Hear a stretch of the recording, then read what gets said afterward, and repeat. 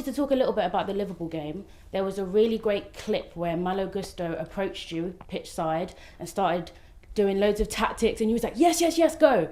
How do you feel now that players are more comfortable to come up to you tactically and suggest things? Is that come from you, or is that the players just gaining confidence? No, for sure it's something that show that we are in the process and they want to understand and they want to learn things. That moment with Malo was just a doubt that he had in that moment, so he was asking for clarification, and I just explained him, and that was the reason why. And many boys in the squad have spoken about your communication, how great you've been in the tough times when you've had to have honest, brutal conversations, but also you know when to motivate and support them. Do you feel that's something you take pride in your management, that emotional intelligence? How important is that for you? I think it's very important, and it's part of our job, especially sometimes at half time when we have 10-15 minutes that we need to adjust things and we need to use the right words because the time is very short. So I try to use that time also to adjust things. And then in terms of motivation, these kind of things, I just try to do everything to help them. And you've emphasised not relying solely on Cole Palmer, because that's not really sustainable going forward.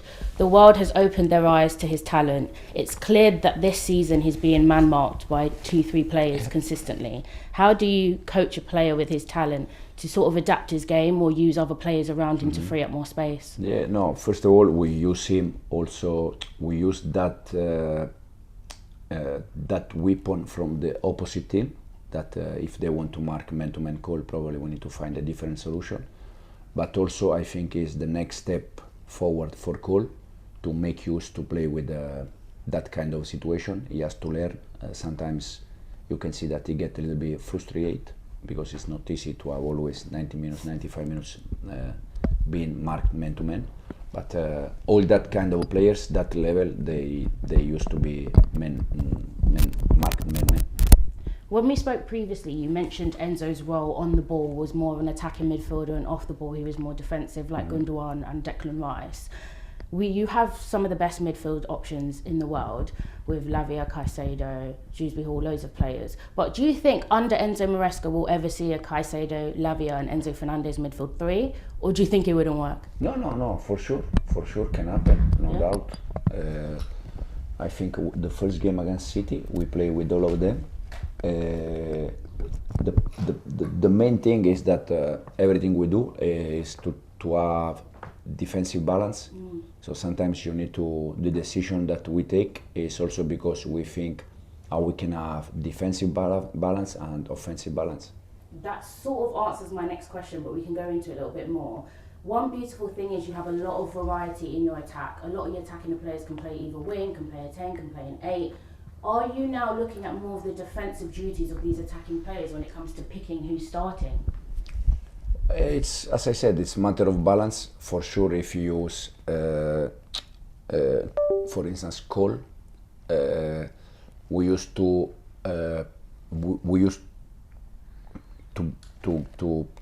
get around Cole with the more physicality player, because we know that especially Premier League is tough league and you need to be defensively strong.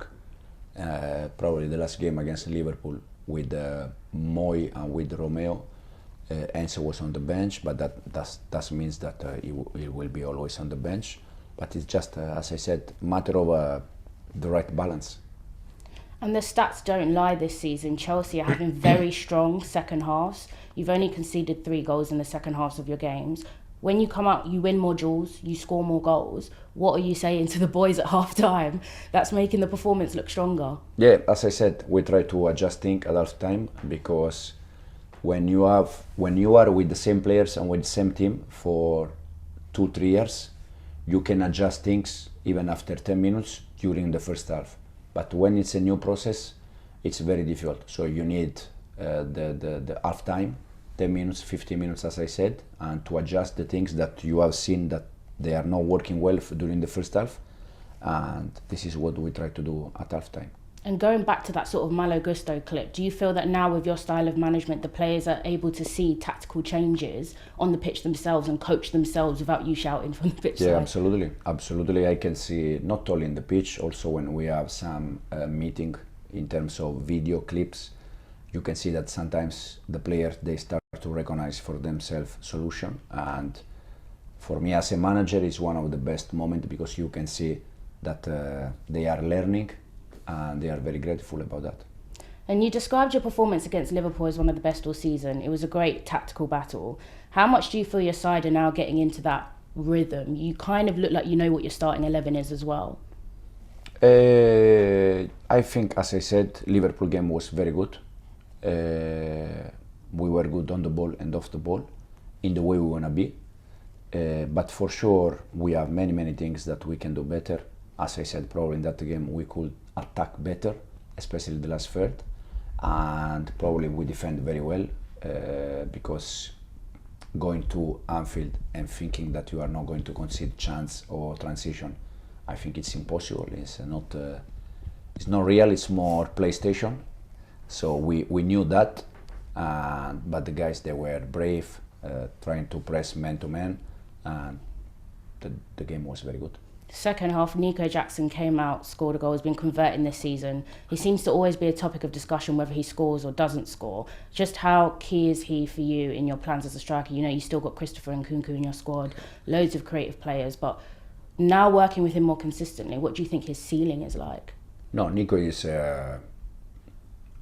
we know very well that is very important for us. On the ball, he's working fantastic, he's scoring goal, he's assist, is linking with his teammates, and off the ball is working hard, is pressing in the way we want to press, and he's doing fantastic with us. As you said, we have Christo also there that is going to help us because the season is very long, we have so many games, and also sometimes the game plan can be different, can be more for Christo than Nico. And also we have young talent like Mark Guyu, so we can choose. We saw against Liverpool, Christopher came on and took that left wing role. We've also seen Nico Jackson excel in that left wing. Could you just quickly talk us through why you thought he would be better on the left wing, and if we would ever see Christo up front and Nico on the left instead?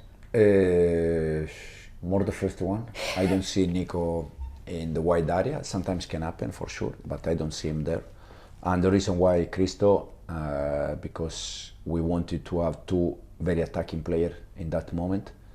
And so we decided for Christo wide, but also we could play with Cole wide and Christo inside, but it was just for that moment. And next up you have the visit of Newcastle.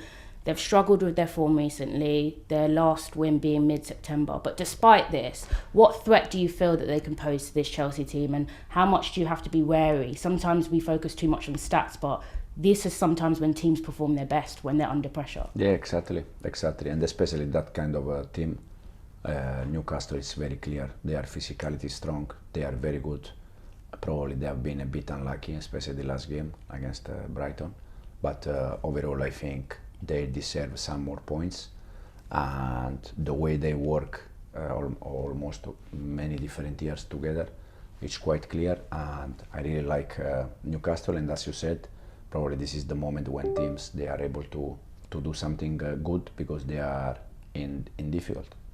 And it's a really important period coming up for your team. Aside from fixtures in Europe and domestic cups, you'll face Newcastle, Manchester United, Arsenal in the next 3 Premier League games. How do you mentally approach this period? Is it any different? And how important is it to sort of gain some momentum, as we call it in football, to end the year on a high? No, yeah, for sure. At the end, we always said the same. We need to play against all of them. For sure, now we met Liverpool, and now, as you said, we have 3 games in a row: Premier League, Newcastle, United, Arsenal. But I also think that the previous game against Bournemouth, Wolves, the Premier League is tough. You can see Bournemouth last weekend, you can see Wolves last weekend. So it's very difficult to play against all the team, and we're gonna try, as I said, game by game to do our best. And lastly, you've had a pre-season, 8 games, Conference League. Do you have a favourite moment? You mentioned earlier sometimes when it clicks in the players and they're becoming their own coaches, yet in the training room, in the dressing room, on the pitch, do you have a moment? No, what I can see clearly that being with them every day, it's something that you can see, you can smell. My feeling has been always game after game, seeing even in pre-season where we faced teams that they were already together many years. So for us was very difficult. But even in that moment, I see that the team was improving, and I still see the same. And start with the news from this week about Anthony Gordon and new contract at Newcastle United. How pleased were you to get that sorted?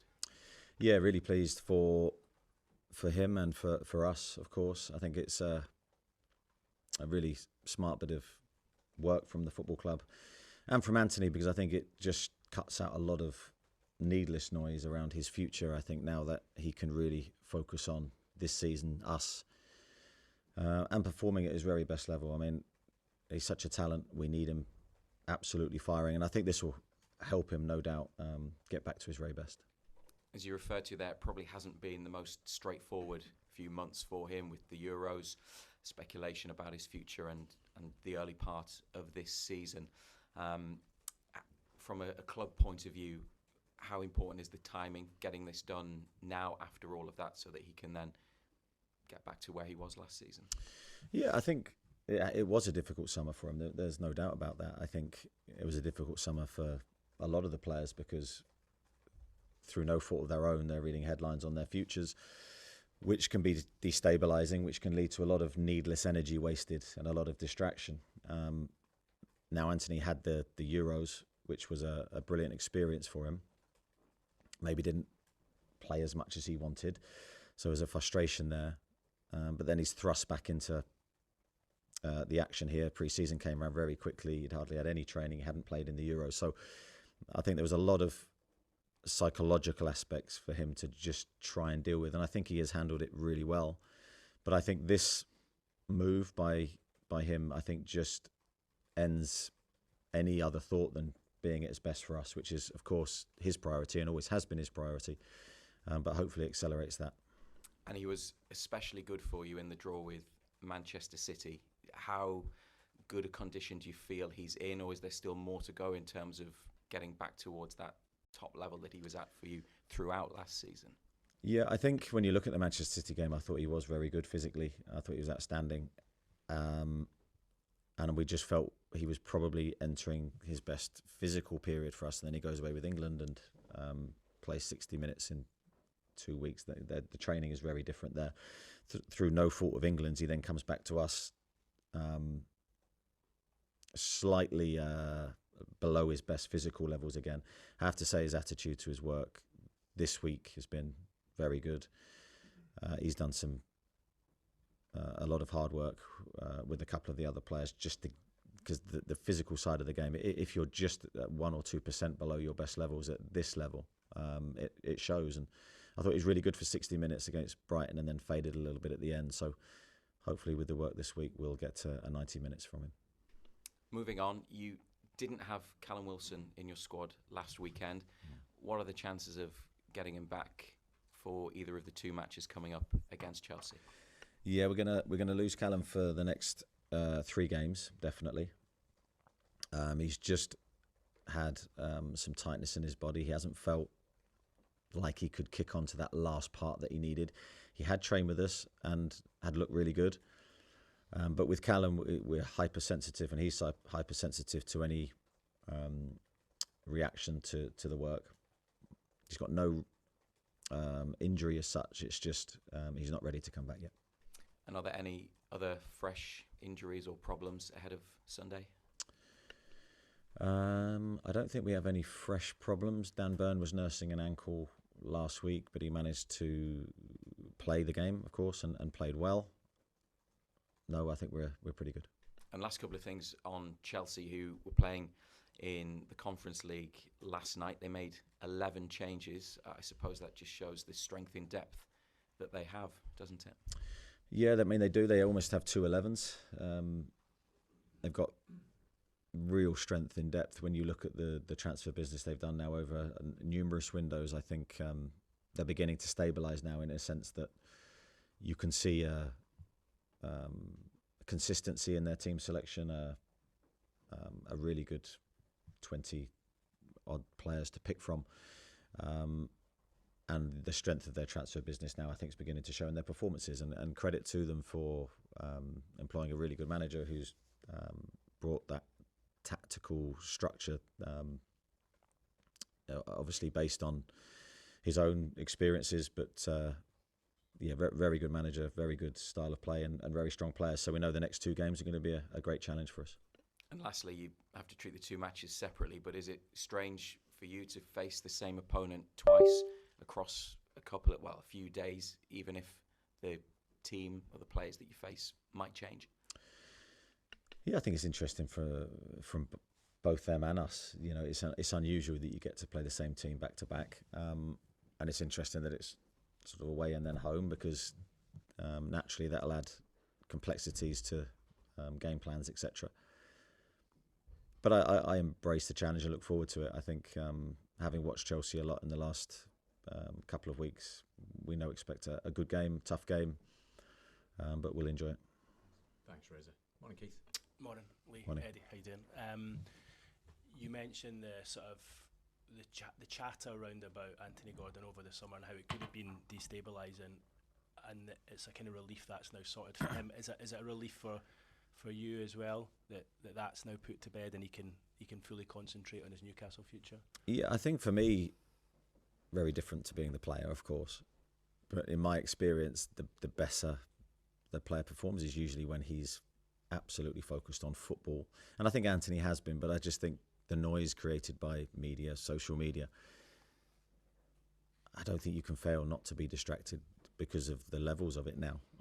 So I think he's done really, really well to come back in for pre-season. From the first day we had a discussion and he was absolutely Newcastle. I want to perform well. I've got big dream. You know, he's really driven lad, as I've said before. So he's not been distracted in a way that I think has been unhealthy, but just signing the contract puts it all to bed and allows him to train and focus on that. One of the things he said in his interview was that he's desperate to win a trophy here. A few of your big name players have said that, Bruno as well. How important is the ambition of the club and the attempts to win a trophy, get back into Europe? How important is that in terms of keeping them here and keeping them happy? It's crucial. Yeah, we have to have a perception of achievement, growing as a football club, to keep not just the so-called big names happy, but everyone happy and going in a forward direction. I've seen it very quickly go the other way. So I think myself, everybody connected with the club has a big job to try and keep that momentum positive and keep the dreams really big, and it's absolutely crucial that we continue to do that. Now we have to act on the pitch as well. You know that you can't just talk about it, you have to deliver on the pitch, and that's what we're trying to do. The last few weeks goals have been difficult to come by, particularly from open play. When you get a little spell like this, do you trust the process, or do you try something different on the training ground to try and change things up a little bit? A bit of both, I think. I think you trust the process if it's working, and we're always trying to evolve on the training pitch. We're never trying to just repeat what we're doing. So there's always that view of how can we do this better. So I think you trust the process if it's working. I think if you look at the last group of games, I think we've had varying success in different matches. I thought the Brighton game, I was really pleased with our attacking output bar the finish or the last pass. I think we've had 60 odd shots in 4 games. We should have scored, we haven't. I have been through very similar periods many times before. Sometimes there's a reason for it, sometimes it just happens. But you have to back the players that we have to score goals. I think we have some outstanding attacking players within our squad. And you kept Alex on for the full 90 last week. I know you were chasing a goal, and that was probably part of your reason. Yeah. Was it also to try and get him up to full speed and get 90 minutes into his leg? And if so, how is he ahead of this game? How close is he to full speed? Yeah, he's another player that's done a lot of work this week to get his fitness levels up to 100%. I left him on the pitch because he's one of the most likely players to score, even if he was tired towards the end. But yeah, no, he's trained well this week. I think he is, and he knows the burden of being the number 9 at Newcastle. I think you do carry an extra weight with that, but I think he's done that brilliantly since he's been here. And we need to support him and give him chances. And it was great to see him. I think he had 7 shots last week, so that was a good return. And I back him if he's having 7 shots every week, that he's going to score a lot of goals for us. Thanks, Dave. Cheers. Thanks, Keith. Tristan. Morning, Eddie. Morning. Is an extra week with Alexander Isak a bit more of an advantage, give you a bit more of something to work with? Yeah, I think extra training time with the players this week has been good. Of course, we have 2 days to go before the game, but at the moment I think we'd say we're in a good place.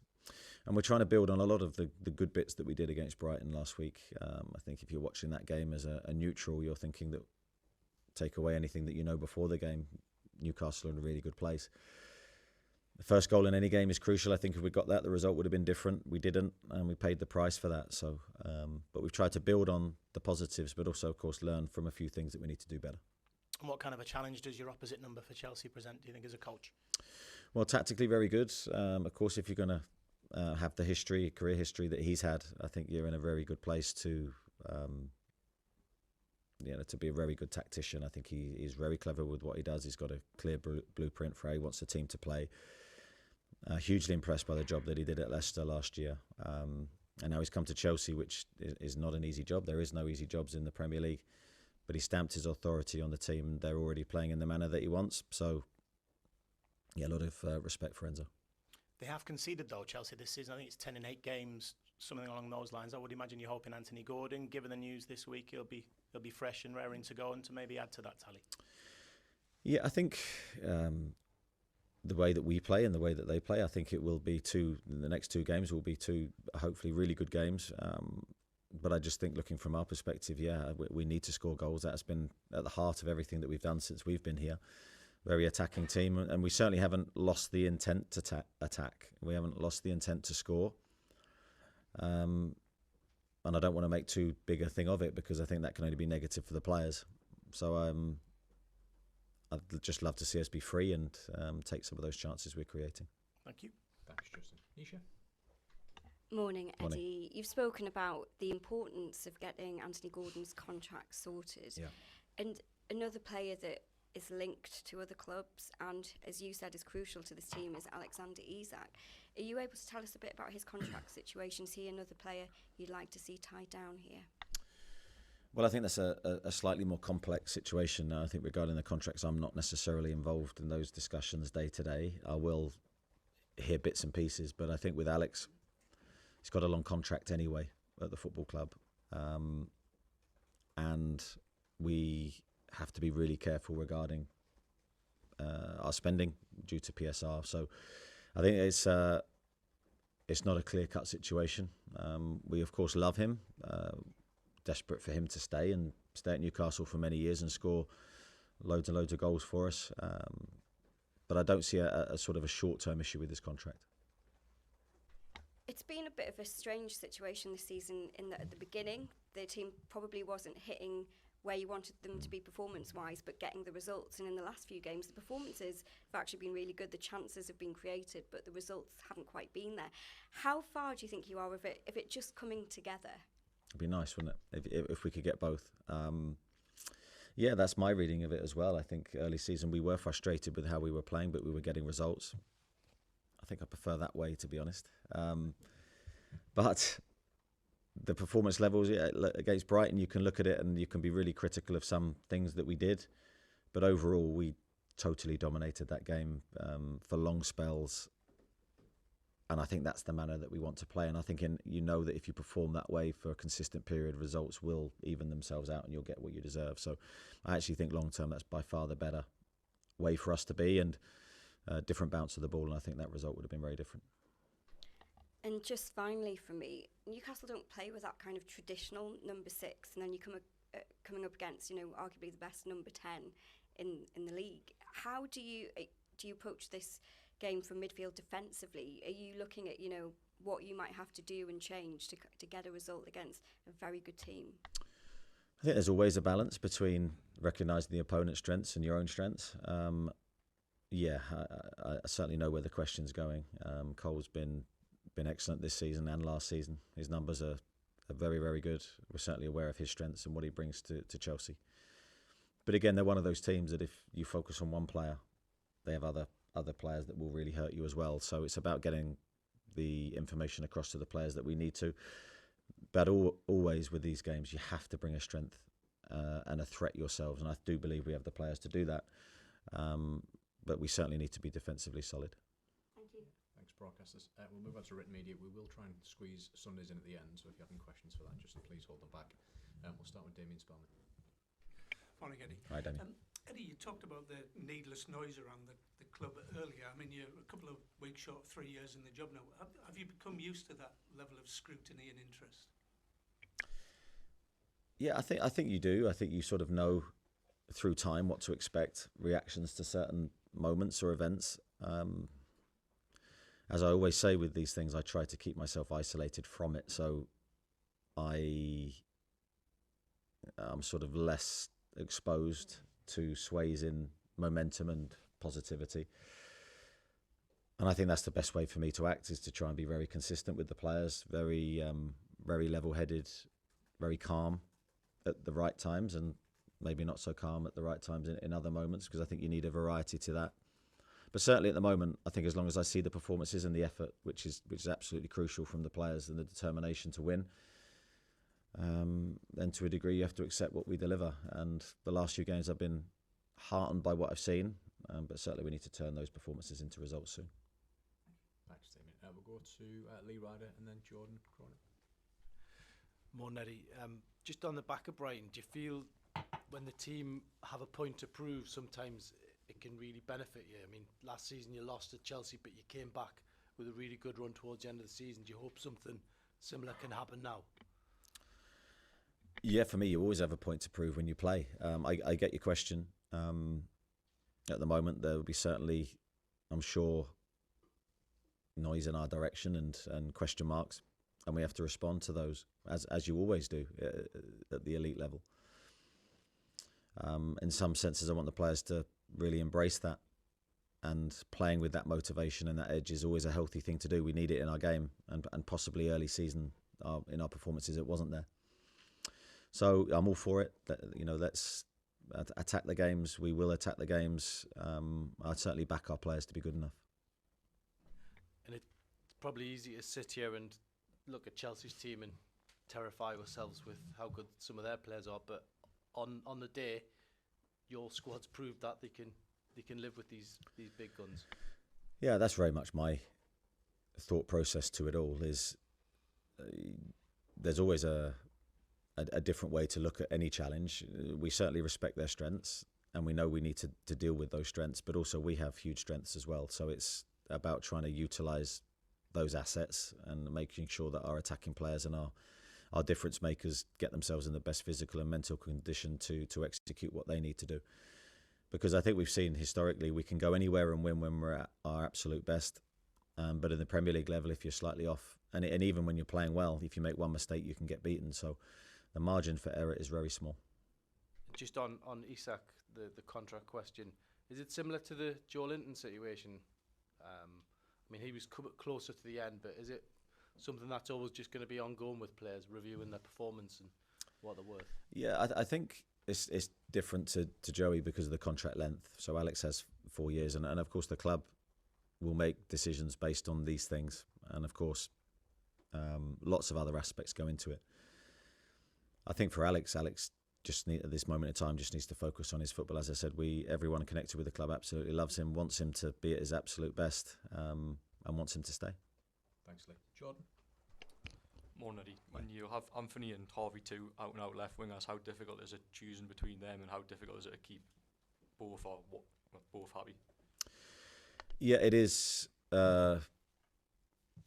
always going to be an issue when you've got good players, but we've wanted that in every position. Now, due to injuries, we probably haven't had that strength and depth for a long time, and hopefully we're not far away from sort of solving that and getting everybody back somewhere near to full fitness. But it's the only way to push and to elevate performances. Now, Harvey and Anthony are both outstanding players for their positions. They're slightly different in what they will deliver, but they're both elite players. They're always going to be, if I play them as out-and-out left wingers, there'll be one disappointed. But as long as that player then is ready to take his chance when it comes in, Harvey started a good run of games because he deserved to, because of his performances. Anthony played up front, of course, so there is a slight variety, and maybe more in Anthony than there is in Harvey, but two outstanding players that we're going to need to make a difference. When you signed Anthony, did you view him as a right forward or was it a left forward? 'Cause I think there's a sort of, I think from the Amazon documentary, it was a misconception maybe that you signed him as a right forward. Is that true, or was he signed as a left forward? No, he was signed as someone that could play both. Very much that was the profile of player that we were looking for. Not easy to find players that are comfortable off both sides. Now, from working with him, I think there is a preference to the left, but I don't think it's that Anthony can't play on the right anymore. But of course, you've got to try and get the players in the best frame of mind to play and perform at their best. But I certainly think wherever we ask Anthony to play, whether that's left, central or right, he will do it to the best of his ability. Thanks, Jordan. We'll go to Chris, Luke and then Craig. More Eddie, you mentioned the sort of noise over the summer, and you were talking about it in reference to Anthony. But in general, how much of the after effects of the summer have seeped into this season, and is it still affecting the players and the team at the moment? Yeah, I think that's a fair question. I do think it was a difficult summer. I've said many times for lots of different reasons. There wasn't just one thing. It was a sort of a catalogue of things that were always going to make a difference. And I always think when you're talking about players, it's very easy to go, well, a player should be able to forget that and just focus on his football. And in an ideal world, yes, of course. But I think when you have multiple players affected by different things, it becomes harder. And the general feel of the squad, I think, at the start of the season was different to how it has been in previous years. Now, my job and everyone's job connected with the club is to get sort of that focus absolutely back and the harmony back absolutely where it should be. But I think it's taking us longer than we initially hoped. I mean, you mentioned the harmony and the focus. Since you came in, largely, certainly for the first 2.5 years, that was something which seemed to be present and there fully. How difficult has it been not necessarily having that and trying to earn it back then? Yeah, I mean, I think that's part and parcel of the job, and I don't think things ever run as smoothly as your sort of view of history can look. So you can look back at history and go, oh, everything was great for 3 years. But the reality was, in those moments, it wasn't. It was anything but. But you can trick your mind to a degree. So, no, we've come through some really rocky spells. But I think due to the strength of the group, really, underpinning the group was always a sense of duty, professionalism, love for the club, and positive momentum, and we could ride through some difficult patches. I think now we've just got to make sure that underpinning the squad again is all of those qualities, because I think the ability is unquestionable. But for every player to be at their best, there needs to be that unity, there needs to be that ambition, there needs to be clarity in how we're all working. And I back the players and I back us to re-find our best form. Thanks, Chris. Luke? It says a lot about the sort of confusion there can be on these subjects, but there's been claims that the club do want Isak to sign a new contract, and there have been subsequent claims that Isak doesn't want to sign a new contract. How do you feel about that situation? Yeah, that is some uncertainty. I think how I feel about the situation is I want Alex to be focused on his football. So whatever that looks like, it's difficult without necessarily putting Alex next to me now. So whether that's he's going like, I'm fine, I'm good, I've got 4 years left on my contract, I'm happy at the football club, I would just want to play my best football. That's the ideal world, but of course nothing in football is ever straightforward. So I'm sure there'll be ongoing discussions between Alex, his representatives, the football club. But my main job, I think, at the moment, we're outside a transfer window, is to just get Alex fit and playing his best football, and almost in some senses just enjoying his football and hopefully scoring goals. Is it a case then that people just need to relax a little bit? He's got 4 years left. those talks will happen organically, as it were, moving forward as he becomes closer to the end of his deal? Well, absolutely, there'll be ongoing talks, as I said. But Alex can only help his situation by playing well. And as I said, every decision that we make as a football club has a knock-on effect. So with every contract renewal, there's a knock-on effect with PSR. And so we have to be very, very careful as a football club. That hasn't quite been his best so far this season, but how good is Alexander Isak, and how important is he to you as a manager in this football club? Yeah, he's an outstanding talent. He really is. I mean, he can do everything. I've said that many times. He's got this incredible natural ability. Really good with the ball. Very intelligent. Deadly goal scorer when he's at his absolute best. I've said countless times before, I would be very hesitant to swap him with anybody in world football. But of course, there is we haven't quite seen that devastating level of his all-round game so far this season. But for me, that's been down to a couple of niggly injuries that just keep setting him back when he looks like he's physically ready to explode. So I think he's back into that prime physical condition again, or getting very close to it. So this will be a big week for him. Three big games to come. Thanks, Luke. Greg? Morning, Eddie. You in the club for the last 2.5 years, or certainly the first 2.5 years, wrote something of a magic carpet. I think it's probably fair to say that this calendar year in particular has been a bit of a reality check on a number of levels. How do you keep players like Alex, Bruno, Anthony Gordon not happy? Because I think we'd all agree they are very happy here, but how do you keep them convinced that this club can fulfil their ambition? What challenges are there? Yeah, I think it's a difficult one for me to necessarily do that myself. I think my part of that is to create the environment where they enjoy to come in every day. They feel stimulated in their training. They feel like they're growing in their performances in their careers. I think other stuff around that is that sort of, I wouldn't say totally goes away from me, but it goes into a different place.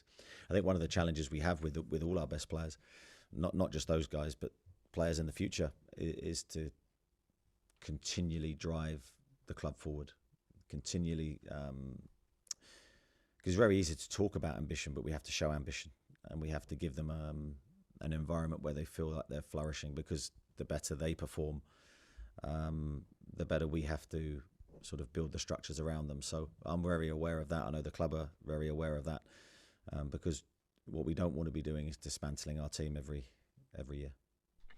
What would you say to any player if they came to you and said that at this moment in time, the club, they might not be unhappy, but the club couldn't fulfil their ambition at that moment in time for, it might be the competitions you are playing in? What would you say to a player if they came to you and said that? Difficult to give clarity on that answer, because it depends on the conversation and the player and where they're at in their career. I would always give a balanced view. I'd always protect the club, but we, as I said in relation to your answer earlier, we need to make sure that we're delivering our part as a football club for them. But also the player has to perform to that level. So if he's saying, he's got huge ambitions and et cetera, then he has to be actually doing the business on the pitch. So it's a two-way thing. The challenge is always thrown back. Thanks, Craig. Go across to Dominic and then Kieran. Morning, Eddie. With a 3-game week coming up, no Callum Wilson, can Alexander Isak manage that, or will you have to be particularly careful with him after his recent injury? No, I don't think his injury, as I said before, with the toe injury, was just a pain management. It wasn't a muscle strain where you're thinking the load could give him a problem. He has trained really well this week and hard this week, so I don't see any issue with him playing 3 games in a week. I think he's fit enough to tolerate that. I say that obviously now. But yeah, that's my thought process at the beginning of the week. Maybe this time last year with Lewis Hall, people were maybe questioning that deal done with Chelsea.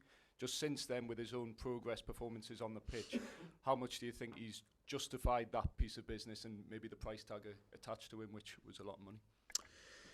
Yeah, I'd agree with that assessment. I think the thing with Lewis, when we were looking at that deal not this time last year, but last year, was the lack of equal players in that position. So we took I wouldn't say a chance, but we took an opportunity to sign a young player that we knew would be growing and developing into the the player that he was going to become. And we wanted to grab that opportunity while we had it. We felt if we waited, then he'd possibly move beyond us. He took time to develop, as all young players do. I mean, he was so young when he came to us initially, and it was his first time away. But the growth in him towards the back end of last season, and certainly the development in his game this season, I think has been really strong. I've been really pleased with the way he's played the last few games. And he's adding layers all the time, different strengths to his game, and I can only see that improving. So I think it's a great bit of business by us. Thanks, Kieran. Morning, Eddie. Morning. Historically, the more a club spends on wages, the more points they tend to pick up per game. Can I just ask you about the challenge of bucking that trend when you're competing with clubs like Chelsea? Yeah, I mean, I think that's a position that I've been in near enough my whole management career, is that when the expectations are very, very high and you're having to sort of almost buck the trend, as you say, because historically in the Premier League, near enough. I mean, there have been outliers in that. Leicester would have been a huge one when they won the league. But your points finish is related to your wage spend. And we're in a position now where we're not one of the top teams in terms of wage payers, so we're going to have to be really smart and try and go against the grain again, and that's what we've always done, and that's what we continue to try to do. To do that, you have to be elite in every aspect of what you're doing: coaching, recruitment, all the little details that make the big differences. That's what we're going to have to do again. And could the summer have been different if you got Tosin Adarabioyo early on? Maybe would that have enabled you to look at other positions, or is it that simple? Yeah, I don't think it's that simple, but certainly we were exploring a couple of free transfer deals that we feel could have certainly given us a bit more freedom. And I think when you're in our position with PSR very, very tight, you have to be creative. You can't look at necessarily your first look can't be the big financial signings and the big outlay of transfer fees, etc., and wages.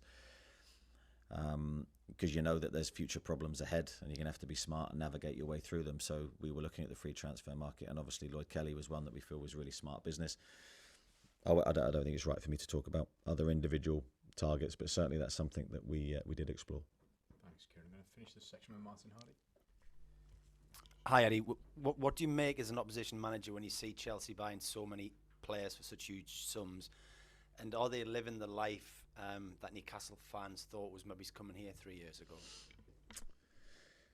Yeah, I mean, every situation is different. Every club's finances are different. Their history is different. So I understand sort of the look towards us, and obviously the last couple of transfer windows have been very quiet. And then you compare us to Chelsea, of course. But no two clubs' finances are the same, so it's a difficult comparison to make. Look, they're doing what they can do, and full credit to them. I think they have recruited really well. They've gone younger and recruited some really highly talented younger players that they'll no doubt develop behind the scenes. Some are doing really well now. Cole Palmer would be sort of the standout bit of business that they've done, and fair play to them for that. And of course, we're looking to do our thing in a different way. So Newcastle are more constrained than people thought would be the case. And to touch upon what Craig said, can the club satisfy the ambitions of the big names here in terms of European football? Well, time will tell, won't it? I don't know. We hope to. But as I said, it's a two-way thing. So as a player, you can sit down and say, well, I want to play European football, and I want to do this and I want to do that, but you then have to play to that level as well. So it's a two-way thing, and I certainly want as many players as we can get hitting those levels, because I know if we do, we will be there ourselves. And last one, how is Kieran Trippier physically and mentally at the minute? In a good place. He's had a little bit of time away from the club due to his injury, so he's gone to seek treatment elsewhere. But we don't envisage the injury to be a big one. We hope he'll be back. If not, before the international break, he will hopefully, everything going well, be back after the international break ahead. And I think he's in the best sort of frame of mind that I've seen him for a few months. I think he's in a really good place currently. We'll start with team news. Arna, please. Jota, Chiesa, Conor Bradley, how are they? I think they feel good, but not when it comes to playing for us during the weekend. Federico might train with us today or tomorrow, but Joko definitely not. And Conor Bradley will be. Let's see if he can be with us tomorrow. We've obviously spoken about the toughest test you've had so far. You've mentioned Manchester United. We've spoken about Chelsea last week as well. But if they were the toughest test you've faced so far, what exactly are Arsenal?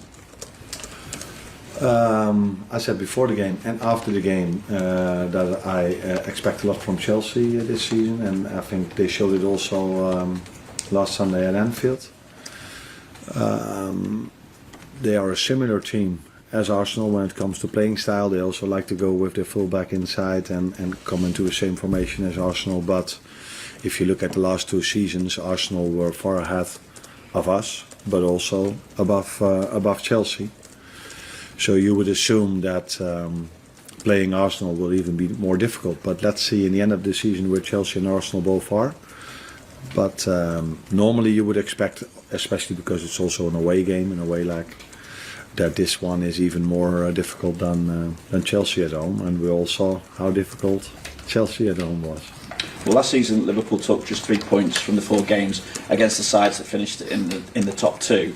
Because of that, it feels like it would be a big statement, even at this early stage in the title race, if you were to take all 3 points this weekend. So, how do you see it? We all know that taking points from your competitor and nobody knows in this early stage who is going to be your competitor or your biggest competitor. But I think we all know that Arsenal will be one of them. And then dropping points against them or winning points against them, that is always important. So you're right that I think it was 3 draws and 1 loss last season. Yeah. So if you make a simple, if you use mathematics, is that the word? Yeah. If Liverpool could have won all 3 of them, I think the league table would have been a bit different. But it's difficult to win in an away leg against Arsenal, City, or all the other ones. But it's something we are trying tomorrow on Sunday, definitely. Thank you. Obviously, a certain level of pressure planning that goes into these intense periods. But when you're in such a good run of form, how much excitement is there bubbling underneath going into these big games? Because these must be the games that you join a club like Liverpool and come to the Premier League for. In the life of a manager, and I'm talking about a manager, I don't know how it is for the players, but the excitement is for 10 to 15 minutes after the game. So when you're still on the pitch, you walk off it, and then you already start to think, okay, what I'm going to say to the players next when they all come in. And then afterwards, you go to the press conference, and then your focus is already on the next game. So the excitement for a manager is maybe 10 to 15 minutes after good results. And but it's a very nice fixture to be in. That's clear. But there are many nice fixtures to be in, and Arsenal away is one of them. Your start to the season continues to break records for a manager in their first season in the Premier League. Where does this start that you've made sit in comparison to your own expectations and also those of the targets that you set? It's not that if I start the season, I have targets how many points you want to have after a certain amount of games. It is what I just said about the joy you have after a game. It's 10 to 15 minutes, and that's also the way I look at the fixture list. So it's always the next one you try to prepare and not looking too far ahead, because that's of no use in football. So you don't go into a season thinking, oh, after 10 games I want to have so many points, No, the only thing you want is your team to be best possible way and to prepare the team in the best possible way. And therefore you have your training sessions, your team meetings, and there's where your main focus is. And I'm not so much into how many points and where we exactly are. It's just trying to improve every single day. And that's what we're trying now. And that's also what's needed, because teams around us do the same. Just 3 goals conceded so far in the league, which is clearly very impressive. How impressed have you been by the football element that brings that about, but also by the durability and the work ethic that the players showed. For example, against Chelsea last week, that how important are both facets of that? Yeah, I think you say it in the right way. There are two reasons why we don't concede a lot. One of them is that most games, almost all of them, maybe except for one, we dominated and controlled that for large parts of the game. So it helps if you dominate, if you have the ball and your rest defenses in order that you then can concede. But I also like that if we have difficult parts in the game, or for a large part of the game like we had against Chelsea, that the work rate is incredible not to concede. And that is something that's very important. And if you combine that with having the likes of Virgil and Ibu and the two goalkeepers we've used till now, that is probably one of the reasons why these three elements, why we haven't conceded that much. And then to be aware of the fact that we also have Joao Kwanzaa and Joe Gomez, who are in a good place when it comes to centre-backs. And the goalkeeper speaks for itself, I think. The away record so far has been faultless. This is a difficult week in terms of in Germany, Wednesday, in London this weekend, it's Brighton next Wednesday. What sort of challenge does that represent, not just in a footballing sense, but logistics and the whole thing that sort of, disrupted training and what have you? Yeah, but that's part of our lives. That's also what the players are used to. If they play Champions League or like last season Europa League, you know that these challenges are there. You know also that they are experienced in this, how to take care of their body, what to do immediately after the game and the days after to prepare yourself in the best possible way. For this game we had 3 days in between, so that's more than we had before the Leipzig game. It's also more than we have for the Brighton game. Unfortunately for us, all these 3 games we have 1 day less in recovery than the 3 teams we face. But that is also part of a season and part of our lives, and I think these players are experienced enough and they get the help of a fantastic staff to be in the best possible way physically prepared for that game, and it's my job also to prepare them in a tactical way as well. Thank you. Hi Arne. In terms of the start you've made, have you exceeded your own expectations before the season?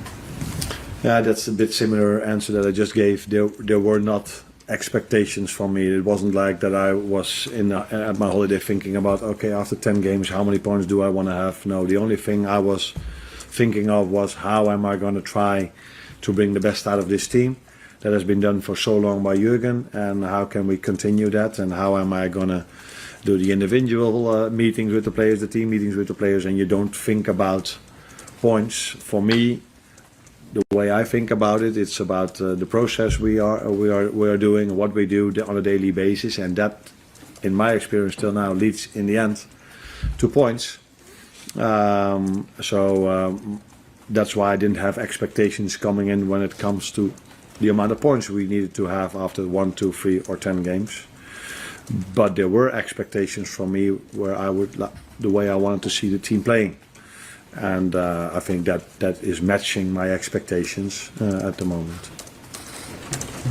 Hi, Arne. I want to kind of return to something I spoke to you about before. It's kind of retaining slender leads in games. Now, last time we spoke after Wolves, it was very much about towards the end of the game, you were concerned about not taking chances, but you weren't really concerned about giving up shots. Whereas in recent games against Palace, Leipzig and Chelsea, that's kind of changed. I believe it's 20 shots in the last 20 minutes of those games compared to 11 for Liverpool.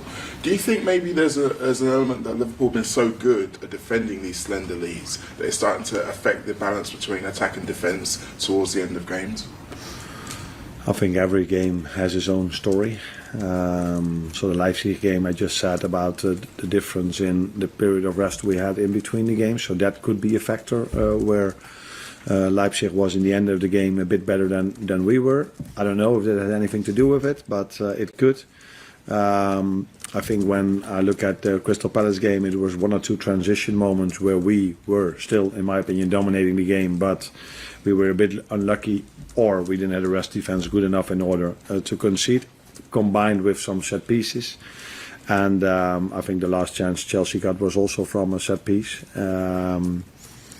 So I liked it was only the last 6 minutes of injury time where we had at Leipzig, where we constantly had the ball and controlled it, and those moments were not difficult. So also the Leipzig game, the first chance they had in the last 10 to 15 minutes was from a second phase set piece.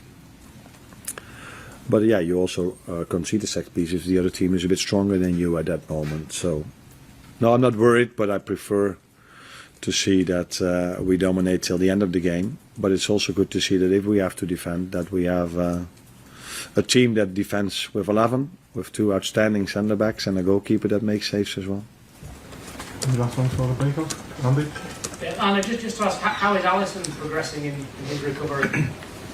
Oh, he's progressing well, like we expect, but it's not a short-term recovery. So it's always difficult to judge him. I think the best way to judge an injury is in the end of an injury, the end phase of his rehab, and he's not there yet. So I can't tell you for how long he will be out, but don't expect him to be in against Brighton